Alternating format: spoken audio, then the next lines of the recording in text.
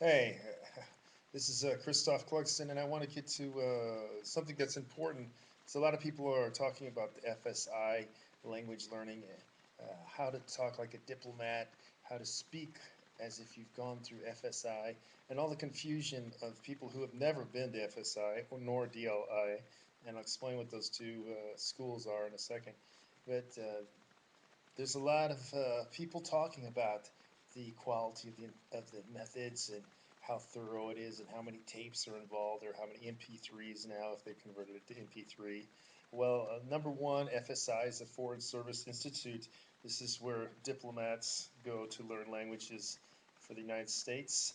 Uh, Also, some government agencies send their people there. DLI is the Defense Language Institute, which is for the military, and some other government agencies sometimes send their people there if they get cleared to go. Um, FSI is known a little bit more as the speakers school because the diplomatic corps is usually having to interface with people on a one-to-one issue basically, and DLI is known for their capacity for listening because most of the things are to do with intelligence intercept and that sort of thing, although interrogators are trained there. But I'm not going to go into all those details.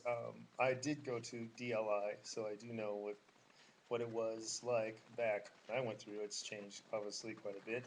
And FSI, the things that people are talking about FSI, those are basically things that were written in the 60s to the late 60s, materials that is, and that was built upon an operant conditioning framework, which does work. It's based on overlearning. You have to learn the things in and out. Everybody makes comments about the material as if it were self-instruction. It never was self-instruction. It was a part of what you did as coursework every day. You were in class at least 6 hours a day, and then you're going to go work on your own 2 hours every night to get ready for the next day. The pace is very high, and you generally had 4 to 5 different teachers during the day who came from a different region that spoke as a native speaker the language, depending on, you know, um, some languages have more varieties than just 4 or 5. They would try to bring in more so you get used to hearing the speech better. And also, the speech is never slowed down like it is, say, like in university classes or high school classes, because that's artificial and that's not how the prosody goes. As a linguist, there's a lot of, as mine being a linguist, a real linguist, and not the hackneyed version of it, but someone who's actually gone to graduate school for linguistics and can speak about the exact terms and the terminology. Basically, there's a lot of confusion. The linguist means language learner or a polyglot. Those are not true. It's not true. And that's why I'm trying to use this right now to clear up things because a lot of people who are watching YouTube are basically just interested in learning how to learn languages or learning languages or watching polyglots, and they want to call that linguists, but those are not linguists at all. It's a huge difference. It's like saying you drive a car and you're a mechanic. You're not. Only the mechanic can take the car apart, and only a person who is a car designer can design a car, both of which are linguists in that case. The polyglot is a driver, might be a good driver, but he's still not a linguist. Anyway, back to the FSI. So FSI was never designed as a self-instructional thing. All these people are getting the old public domain things, which are sold by many different companies who just change a few things, slap their names on it, and charge a lot of money. Is that the FSI was never self-instructional. It was a guideline. That wasn't only a material that you had during a class either.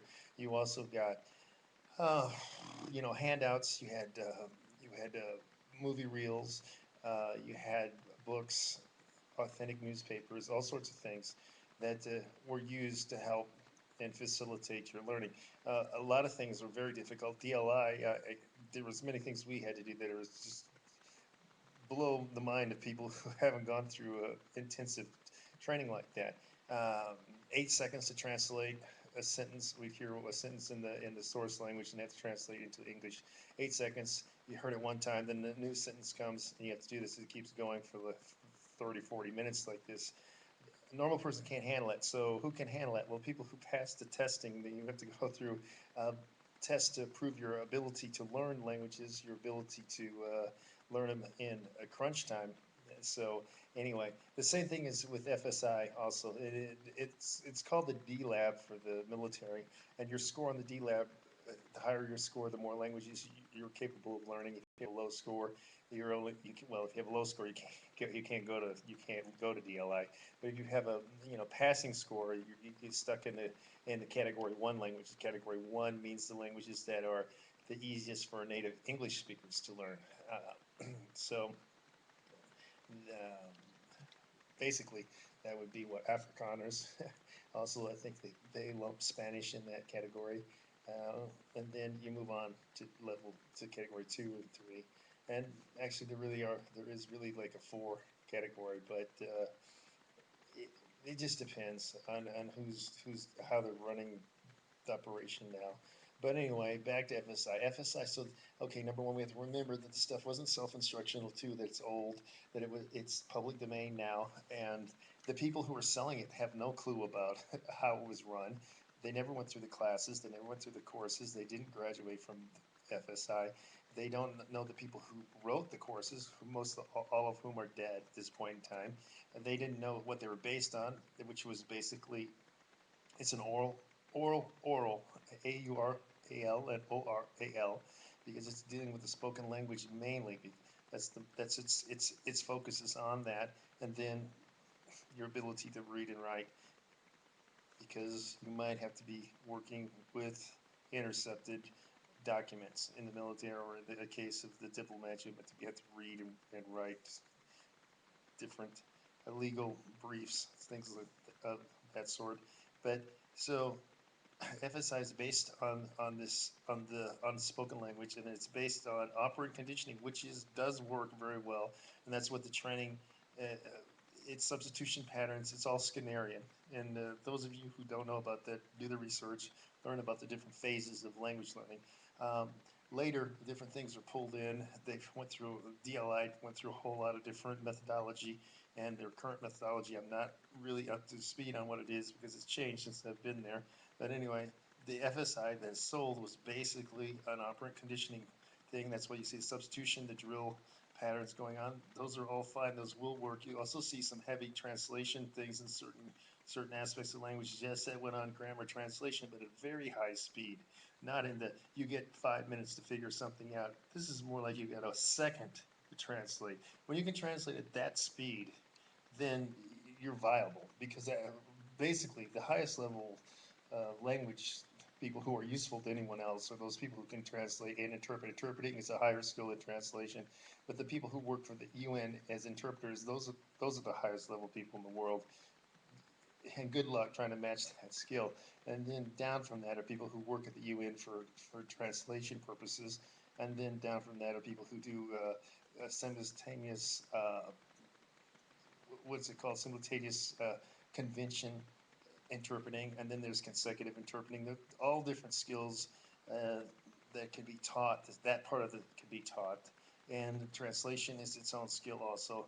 It goes into text analysis and on and on and on. So those are specific skills, and a lot of people who are on here talking about language learning get all that stuff jumbled up and mixed up and confused, and they're totally different subjects that I don't want to go into other than to tell you right now that they are different subjects and they're different disciplines, and they're actually whole academic courses on those very different sub-disciplines. And back to FSI. So FSI was never a self-learning course. The people who are talking about it on YouTube are people who've never went through it, didn't go through DLI, who have no idea about who wrote the courses, who manufactured the courses, the methodology used, the the the testing that went on to develop the courses, nor the testing that went on with the people who are going through the courses. All that is very necessary if you're going to talk about anything specifically. So, if you want to speak like a diplomat, you really need to go to the FSI, the real school. And if you want to speak like a military interrogator, then go to DLI. And if you want to be able to intercept and understand people who are talking in a tank 7,000 miles away from where your listening post might be, then you go to DLI. And that's what I'm going to tell you right now. Other than the other people who have been talking about FSI have no clue what they're talking about.